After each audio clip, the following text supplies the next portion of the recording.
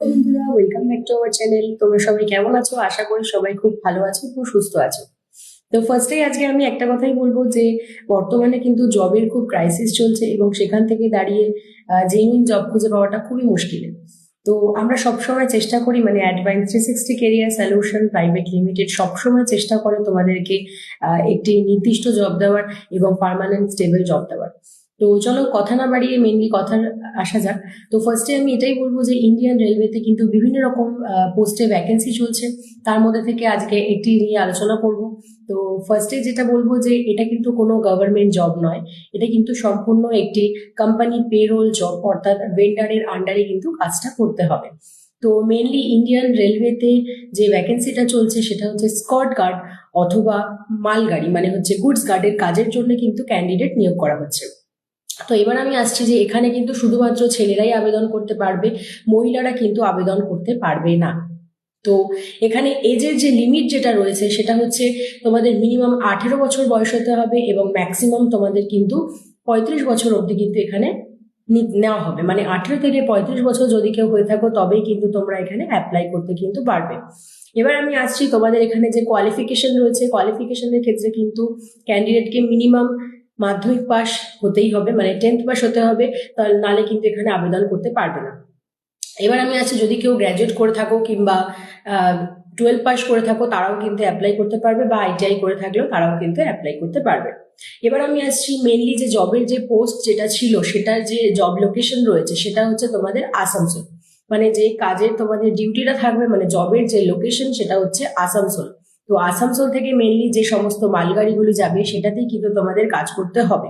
কাজটা হচ্ছে তোমাদের মালগাড়ি যে থাকবে সেই গাড়িতে কিন্তু মালপত্রগুলো পাহারা দেওয়ার কাজ থাকবে।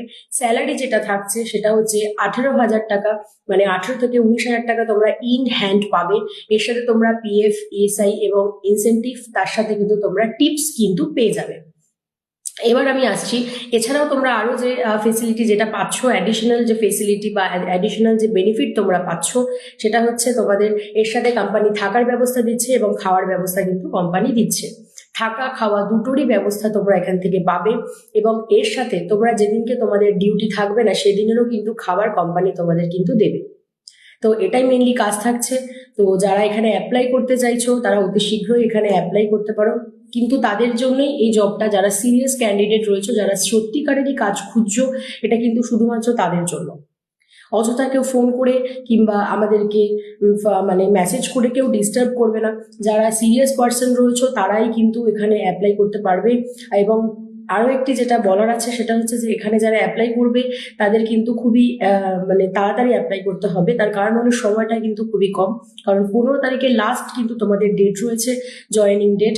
এবং যেগুলো তোমাদের ডকুমেন্টস নিয়ে আসতে হবে সেটা হচ্ছে নিজস্ব সিভি বা বায়োডাটা, এর সাথে তোমাদের Aadhaar card, PAN card, voter card, police clearance certificate, medical fitness certificate, ব্যাংকের পাসবুক, এবং তোমাদের লাস্ট কোয়ালিফিকেশন যেটা থাকবে সেটার মার্কশিট এবং হচ্ছে তোমাদের সার্টিফিকেট, তার সাথে পাসপোর্ট সাইজ ফটো।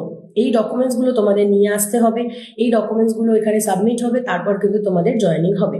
যারা এখানে অ্যাপ্লাই করবে তাদের কিন্তু এখান থেকে ট্রেনিং করিয়ে কিন্তু তোমাদের পাঠানো হবে। তো যারা অ্যাপ্লাই করতে চাইছো খুব তাড়াতাড়ি অ্যাপ্লাই করে নাও। এবং যারা মনে করছো আমাদের সাথে ডাইরেক্ট এসে অফিসে এসে যোগাযোগ করবে, আমাদের অফিস হচ্ছে ব্যারাকপুর, ব্যারাকপুর স্টেশন থেকে 5 মিনিটের হাঁটা পথ, সেখানে এসে তোমরা যোগাযোগ করতে কিন্তু পারো। ভিডিওটি ভালো লাগলে অবশ্যই লাইক এবং কমেন্ট করে জানিয়ে দেবেন, এবং আপনি যদি চ্যানেলে নতুন হয়ে থাকেন তাহলে চ্যানেলটিকে সাবস্ক্রাইব করে দেবেন। Thank you.